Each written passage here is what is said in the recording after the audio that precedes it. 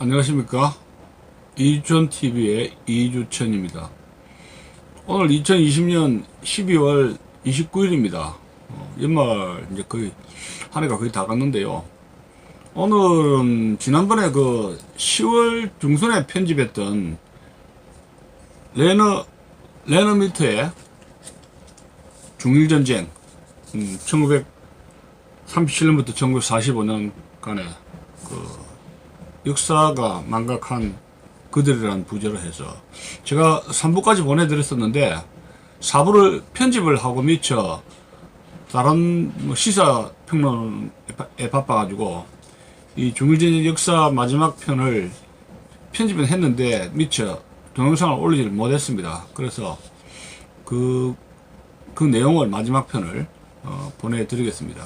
특히 최근에 미 대선을 둘러싸고 중국 공산당의 영향력이 아주 심각하다는 것이 이제 국제적인 문제가 되고 있는데, 그 뿌리가 이제 결국 이제 2차 대전 더 나아가서 중일전쟁의 그 기원을 두고 있기 때문에 대단히 중요한 역사다, 전쟁사다, 이런 말씀을 드리고 싶습니다.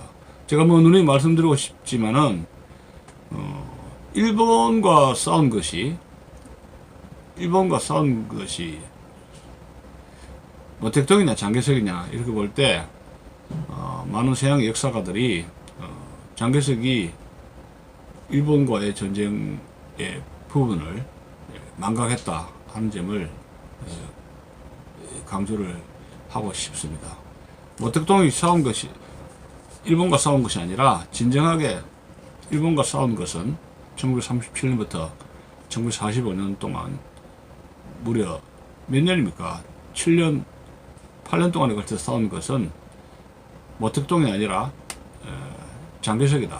장개석이야말로 항일전쟁의 진정한 주역이었다 하는 것을 이 책이 이야기를 하고 있습니다. 제가 한두 편으로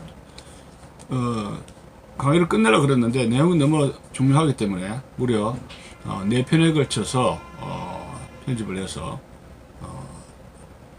동영상을 올리게 말씀을 드리게 됐다는 점을 양해 말씀을 부탁을 드립니다. 역사 강의가 좀 길어요. 근데 그 독자 여러분들께서 조금 진중하게 좀 들으셔야 되는데 요새 하도 시국이 어수선하니까 막 허리허리 빨리빨리 해서 동영상을 오랫동안 보지 않는 그런 습관이 생긴 것 같습니다. 이제는 세상이 시류가 그러니까 어떡하겠습니까? 좌우간 곧 레너미트의 중일전쟁 제4부를 보내드리겠습니다. 감사합니다.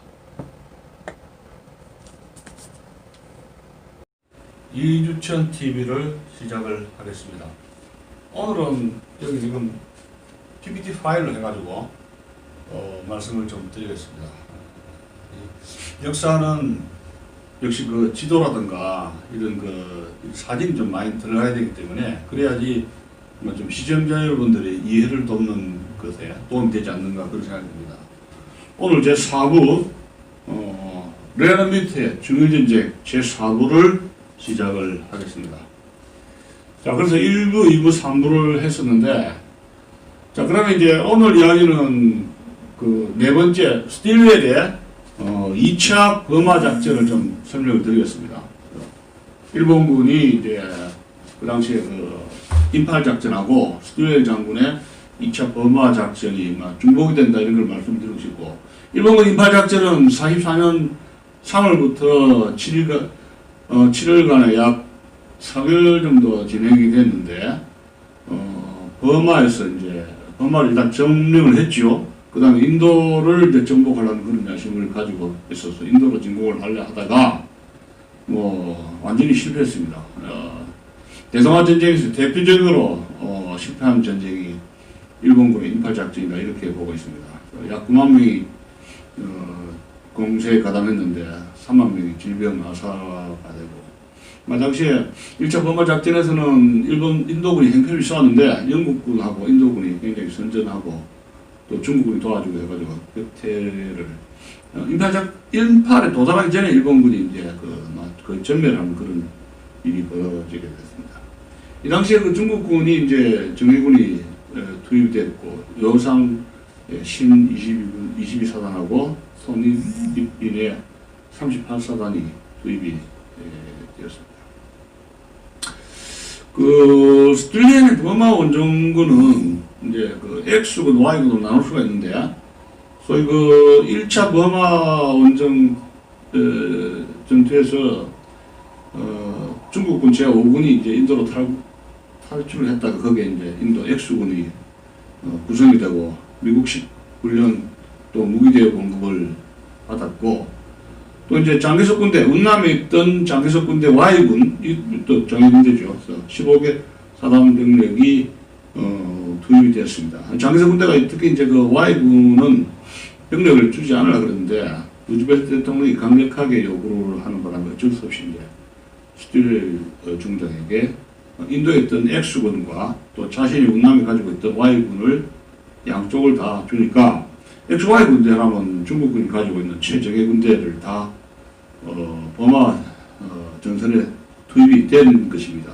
그때 그 작전 기간이 44년 4월부터 8월까지였는데, 그러다 보니까 이러한 그 버마 전선에서의 스틸렐 중장이 이 전선에 투입됐다는 것은 중국 대륙에서 일본군이 침공을 하지 않는다는 걸 가정 아래 중국의 최적의 Y군을 투입시킨 거 아닙니까? 자, 근데 이제 결과적으로는 다르게 나오죠. 중부 전선이 취약점이 노출이 되게 되고, 일본군에서의 1호 작전이 전개될 줄은 연합군이 몰랐던 것이죠. 그래서 일본군 그 1호 작전, 이치고 오퍼레이션이라고 그러는데, 대파통 작전이라고 부르게 됩니다.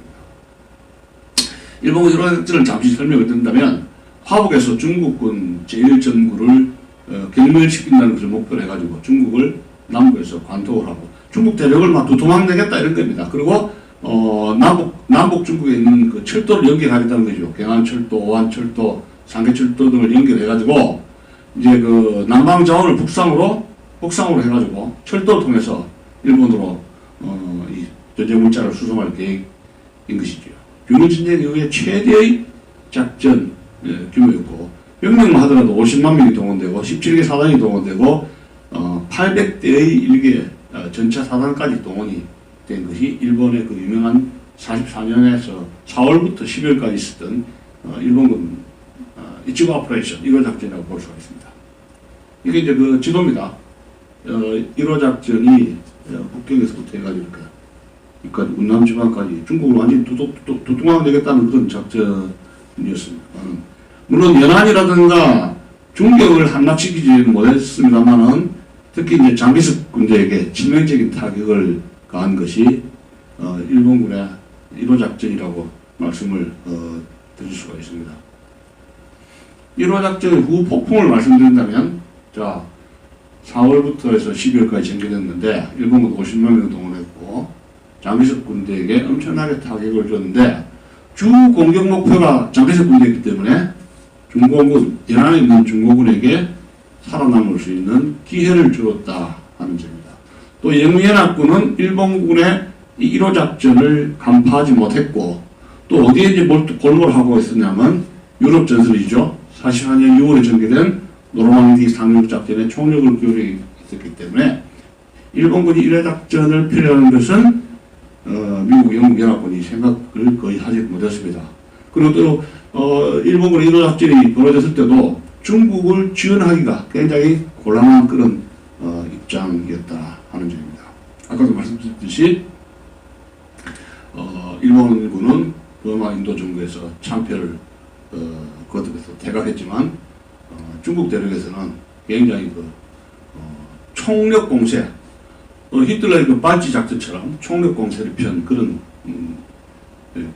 측면이 있었습니다. 버마에서는 일본군이 위기가 왔지만 중국 대륙에서는 장개석 군대가 위기가 왔다, 이런 말씀을 드리고 싶고, 장개석 군대는 아까도 말씀드렸다시피 중국군 체제의 Y군을 버마에 투입해야 하니까 1호 작전에 효율적으로 대처하지 못하고 대패를 하고 계속 퇴각을 했던 것이고, 수십 개의 비행장이 셔널트 비행장도 미국 비행장이 파괴됐습니다. 그래서 장개석이가 스틸렐에게 지원을 요청했지만 그것도 거절당하게 됐던 겁니다. 자, 그래서 중국 전선이 위기가 되고 미국과 영국 간의 군부 간의 내분이 발생합니다. 지금 그것은 스틸웰과 장개석의 불화로 발전이 됐던 것이죠. 특히 이제 공군이 카바가 없으니까 세널트 미 공군 비행장도 파괴가 되고 장개석과 스틸웰 중장과의 불화가 심화가 되었습니다. 그것은 이제 일본전에 대한 전략의 문제에서 갈등이 빚게 되고 또 중국 내에 있는 미 공군과 미 육군과의 대립이 더 심해진 것이죠. 아까도 이야기했듯이 미국은 일본 1호 작전을 예측하지 못했고 오히려 이 결과가 이제 나빠지니까 루즈벨트 대통령은 장개석 군대의 무능에 실망을 하게 되고 장개석 군대의 행위, 특히 이제 장개석 군대가 일부 이제 중공군과 대치 상태에 있었단 말이에요. 그런 것을 왜 중공군을 거기서 중공군을 보유하고 있냐? 그 군대를 풀었으면 되지 않느냐? 중공군하고 합작을 더 해가지고 일본군에 대항해서 되지 않느냐? 이런 식으로 원망하면서 장개석의 꿈꾼을 탈취를 시도를 하게 된 것이죠. 그러면서 이제 장개석이 처음에 이제 이 스틸렐 중장에게 사령관직을 주려고 한다고 했다가 또 이제 거부를 하고 그러면서 이제 거의 3개월이 소비가 되고 말았습니다. 자, 2차 이 스틸렐 중장의 2차 버마 작전에서 일단은 이제 인도군 영국군하고 해가지고 버마에서는 일본군을 퇴각을 시켰지 않습니까? 그래서 만들어진 것이 이제 스틸렐 로드라고 할 수 있는데 그건 육로를 통해서 버마가 일본군에 막혀 있었는데 인도로 해가 히말라야 산맥을 통하는 항공물 물자가 좀 적게 가니까 아무래도 안전한 육로를 관통해야 되겠다 해가지고 대대적인 이제 그 육로 버마 로드 관통 작업을 시작을 했습니다. 그래서 한 2년 동안 했는데 일명 이제 레도 로드라고 그러죠. 45년 1월 12일에 2년 공사로서 완공이 됩니다. 북부 인도 레도에서 버마를 관통해가지고 중국 운남 곤명으로 이제 물자를 육로죠 수송을 하고 흑인 미군병사 15,000명과 또 노동자를 35,000명이 투입되는 대대적인 공사로 1,800km를 연결했습니다. 그래서 좀 34,000톤의 물자를 운반하게 되는데 그래서 이제 이 물자가 이 버마 로드가 관통이 되면서 45년 3월 달에는 중국군 현대화 작업이 본격적으로 되는 거죠. 미국식 사원으로 이제 개편이 됐던 것이고 무기대 물자가 45년 3월부터 본격적으로 이제 그 물자를 받게 되는데 중국군이 현대화 작업이 된 것이 45년 3월입니다. 그런데 자 보십시오. 8월 15일 날 일본이 원자탄 두 방으로 항복을 했지 않습니까? 불과 어찌 됩니까? 4개월, 5개월 정도밖에 대물자의 혜택을 받지 못했던 것이죠. 그 기간에 결국은 중공군에게 시간을 살아날 수 있는 시간적인 여유를 주었던 것이고 또 이 저자 레너 미터는 중국전쟁에서 굉장히 이 버마 로드에서 2년 동안에 이렇게 스틸렐 로드라고 해서 버마 로드를 관통을 해가지고 육로로 해가지고 물자를 관통한 그런 것이 전쟁은 일찍 끝났는데 대단히 비효율적이었다 이렇게 이야기를 하고 있습니다. 그리고 이제 버마 로드가 관통되기 전에 미국이 지원하는 무기 대여 원조는 주로 어디로 가느냐면 전적으로 인도에 있는 X부지죠. 스틸렐 중장이 거느리고 있는 군대, 중국 군대하고 그 제5군이죠. 그리고 이제 미군 비행장, 그 천월투가 관리하고 있는 P-40, 그 100대의 그 미 공군기 쪽으로 대대적으로 물자를 갔기 때문에 미국의 무기대 원조가 본격적으로 중국 군대에게 혜택을 준 것은 45년 3월, 불과 5개월에 불과하다. 이렇게 이야기를 하고 있습니다. 그래서 버마 로드에 너무나 소모했다. 그렇게 지적을 하고 있습니다. 어쨌든 간에 일본군의 1호 작전으로 해가지고 중국 공산당군은 시간을 벌게 되고 모택동 장개석 군대는 괴멸적인 타격을 굉장히 큰 타격을 입게 되는데, 그러면 이 원인에 대해서는 영미 연합국의 이 대중불신이 가중이 됩니다.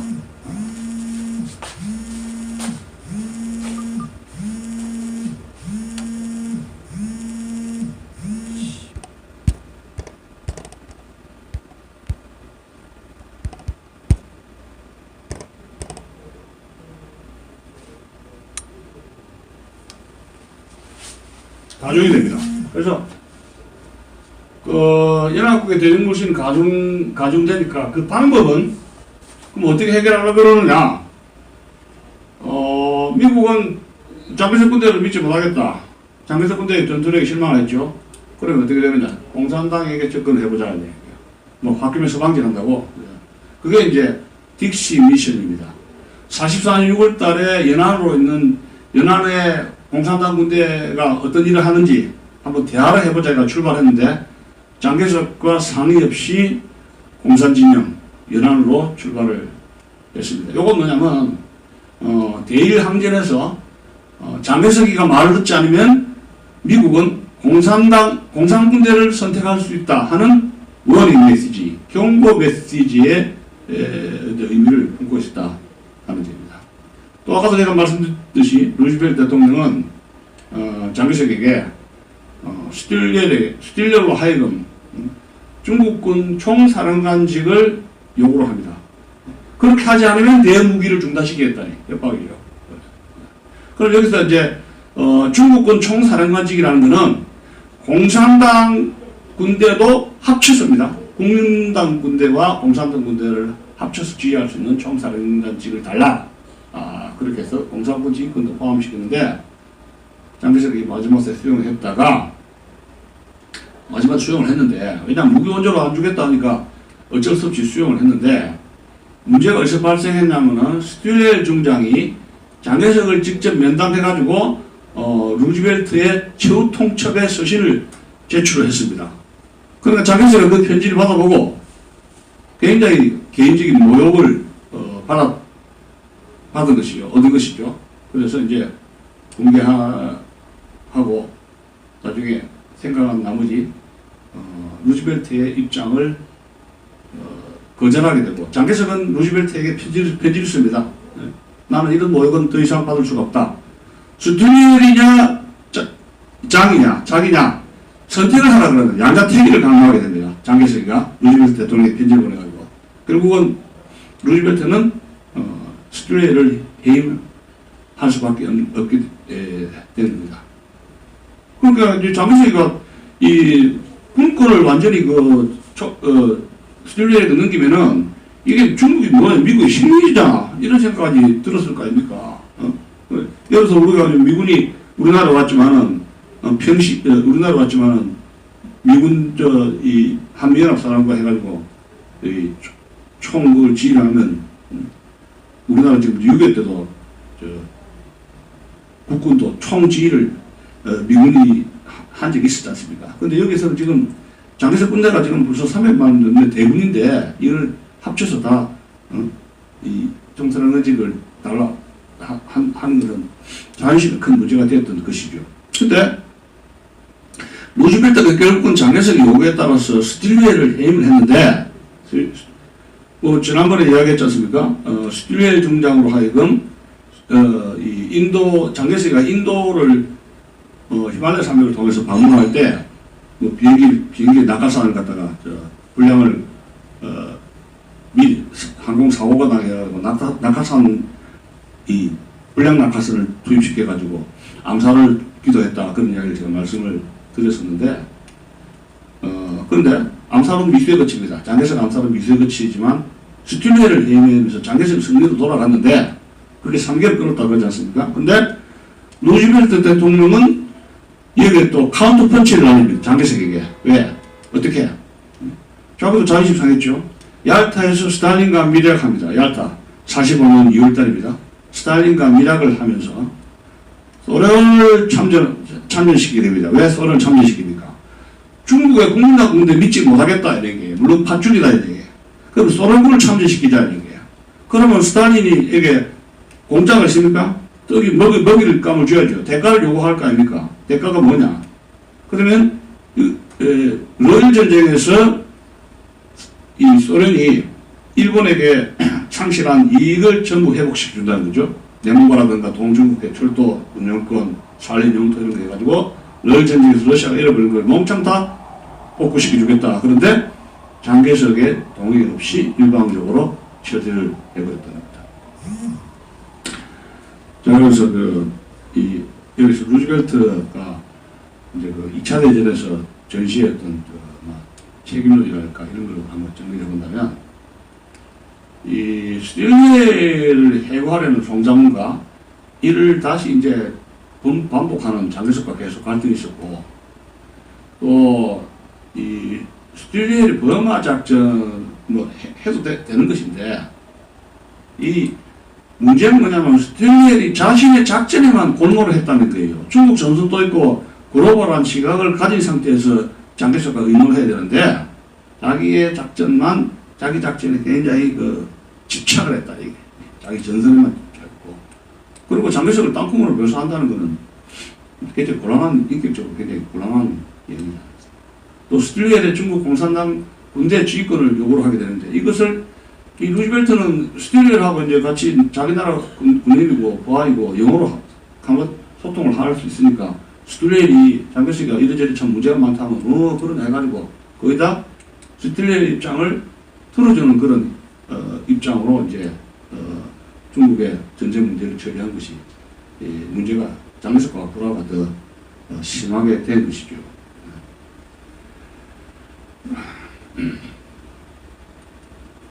그래서 이 소련을 연합국으로 해가지고 막대한 대형 무기를 지원했습니다. 영국 다음으로 많이 지원을 했던 겁니다.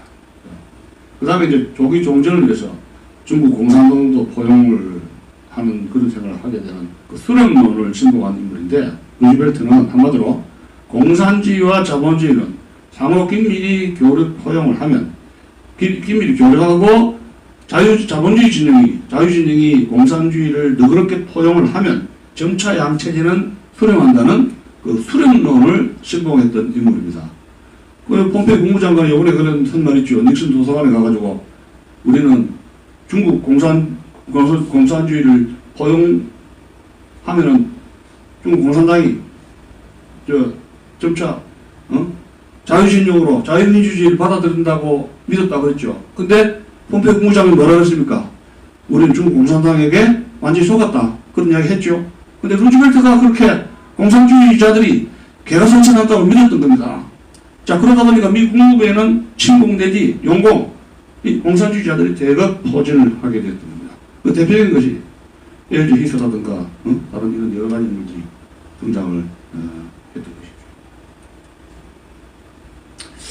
또 이제 중국 공산화가 결국은 됐는데, 조지 마샬의 책임론이 살짝 언급됩니다. 이제 레너미터의 중일전쟁에 보면 조지 마샬의 책임론이 중국 공산화 문제가 언급이 되는데, 그게 이제 처음 시작이 뭐냐면은 조지 마샬의 친구였던 이 스틸웰 중장을 임명한 게 이게 완전히 패착해 있거든요.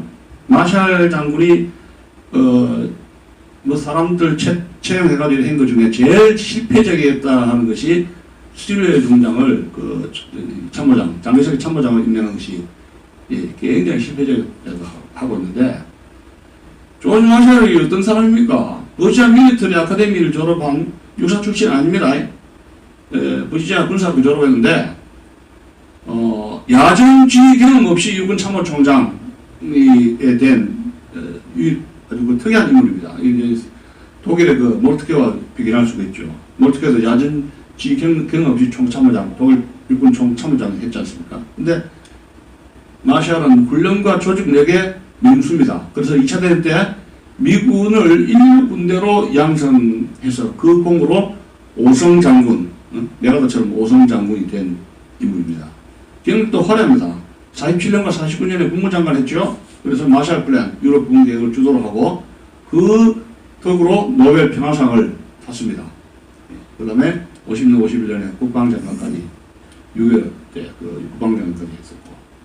자, 그러다 보니까 이제 그 마샬은 핵심적인 게 군사적 효율성을 강조하는 것이고, 그 당시에 많은 육군들이 그랬지만, 미 육군, 이 장성들이 그랬지만, 이 군에서 소위 공산주의 이념에 대해서 그렇게 공부를 많이 한 사람들이 그렇게 많지 않았다, 이렇게 볼 수가 있습니다. 이 조지 마샬은 전후에 미국의 대중정책을 위반하게 되는데 국공합작을 추진하죠.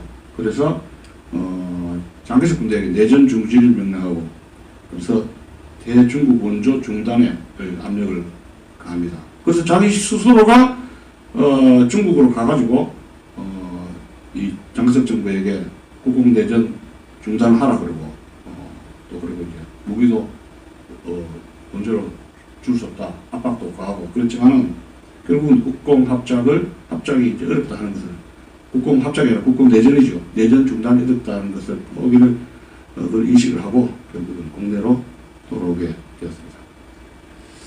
이제 그 중국이 49년 10월 달에 공산화되고 나서 소위 그 조셉 메카시가 이 의회에서 마샬을 공격하면서 누가 잃어버렸냐, 누가 중국을 잃어버렸냐, Who lost to China 하면서 마샬에 대한 그 공격을 했는 것인데, 결국은 한일전쟁의 진정한 주역은 누구인가, 이 책에서 레너미터는 이야기를 하고 있는데, 저도 뭐 네 번째 이 강의를 하고 있습니다만, 장개석과 국민당 군대입니다. 연합국 도움 없이 홀로 싸웠습니다. 특히 제일 고통이 심했던 것이 37년 중일전쟁 발발부터 해가지고 41년 진중한 폭격, 미국이 전쟁에 2차 대전에 참전한 그 4년 동안에 이 엄청나게 고생했습니다. 일본군, 공군, 중국 도시 폭격의 피해가 막대했던 것이죠. 또 지주만 공격 이후로 유럽 우선 전략의 희생물이었다고 말씀을 드리는 것입니다. 미 육군 지상병력 투입 없이 공군 지원 항공대하고 이제 대형 무기로 이제 근거리 버텼던 것이고, 또 중국 전선은 버마, 인도 정부에 비해서 또 부차지게 했던 것이고, 또 태평양 전선에 비해서도 부차지겠다 이렇게 말씀드릴 수가 있는데, 거기에다가 설상가상으로 스틸웰 중장이 파견되면서 장개석과 불화를 가지게 심화되고, 공산군 투입 문제에 가지고 계속 싸움 방식을 하면서 결국은 부작용이 계속. 스틸웰 중장을 임명한 것은 최악의 어떤 인선이었다, 이렇게 볼 수가 있는 것입니다. 그리고 이제 무기대 같은 경우도 말씀드렸지만 미공군 샌더트라든가 소위 그 스틸웰 중장 휘하에 있는 중국 군대, 또 인도에 있는 미군들에게 독점되는 그런 과정을 초래를 하게 되었습니다. 이 서방하고 국내 역사학자들이 그동안에 많은 편향성을 좀 지적할 필요가 있는데요. 2006년입니까? 후보 연구소에서 장개석 일기 미공개된 부분을 해제가 되었는데, 장개석과 스틸웰 관계, 중일전쟁을 재절명할 필요가 있지 않는가, 그런 생각이 듭니다. 그래서 미국 측 스틸웰 페이퍼에만 너무 치중했다. 저도 스틸웰 페이퍼 가지고만 좀 연구를 한 그런 부정한 점이 있는데요. 장개석 일기가 지금 공개가 되고 장개석 평전이 나왔습니다. 장개석 평전이 나왔지 않습니까? 모택도 평전도 나오고 했는데, 이 국내의 중국 그 냉사서 역사가들이 굉장히 이런 문제를 장개석 일기가 공개된 이후에 한일전쟁, 모택동의 역할, 장개석의 역할, 이런 점에 대해서 재평가 작업이 굉장히 부족하다 하는 점입니다. 그래서 아직도 우리 학계가 이영일부의 전환시의 논리라든가 우승과 이승류의 그런 좌편향 역사인식을 우려해서 지금도 길을 잃채 헤매고 있지 않는가, 그런 생각을 하게 됩니다. 그리고 제가 최근에 한번 지난주에 논문을 좀 검색하다가 깜짝 놀랐습니다. 마르크스 20이라는 잡지까지 생겼어요. 이거 참 제가 이 최근 생긴 건데 어떻게 이런 잡지가 생길지 모르겠어요. 이 마르크스 20, 공사지 연구하는 그런 잡지 때 노골적입니다. 알 때. 자, 이때 이제 중국의 국공합작 방제 민족공제 모범적 사례인가 뭐 아이랑식으로 해가지고 내가 글을 좀 읽어봤는데 항일전은 공산당이 주도했다 이렇게 나오고 있습니다. 그런데 이 해너 밑에 중일전쟁은 명백하게 밝히고 있습니다. 지금까지 모든 공개된 그 대만 쪽에 국민당 쪽에 자료 해제된 자료를 총틀어가지고 분석을 하고 있지 않습니까? 그게 뭡니까? 항일전쟁의 진정한 주역은 장개석과 국민당 군대였다고 이 책에서 이야기를 하고 있습니다. 제가 처음에 이제 의도한 거는 이거 빨리 뭐 한 번만 하면은 중일전쟁 이런 강의를 끝내지 않는가, 끝낼 수 있다 이렇게 보았는데 지금 생각해 보니까 시간도 많이 걸리고 독자들을 이해시키는데 많은 시간이 걸렸다 하는 점을 말씀을 드리는 것입니다. 오늘